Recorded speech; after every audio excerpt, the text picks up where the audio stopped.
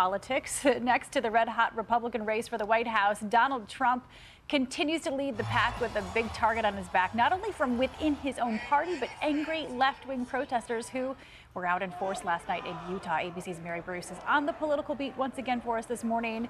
Hi, Mary. Hi, Paula. Good morning. Well, with those big contests in Utah and Arizona just around the corner this morning, Donald Trump is under attack from all sides. Republicans, Democrats, even international hackers, all trying to stop him.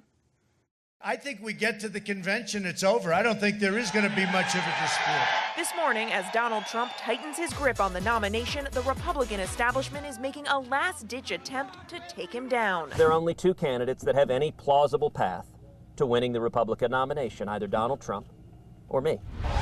Ted Cruz, who spent Friday touring the Arizona-Mexico border, is racking up support from Republicans who see him as their best hope to block Trump. And now Mitt Romney says he will vote for Cruz in Utah's primary next week, saying he's the only one who can deny Trump the delegates to win the nomination, forcing a contested convention. Trump fired back on Twitter, saying Mitt Romney is a mixed-up man who doesn't have a clue. No wonder he lost.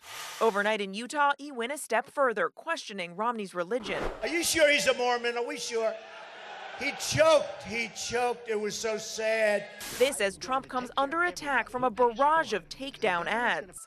$63 million and counting now spent on ads like this. Trump, the worst kind of politician.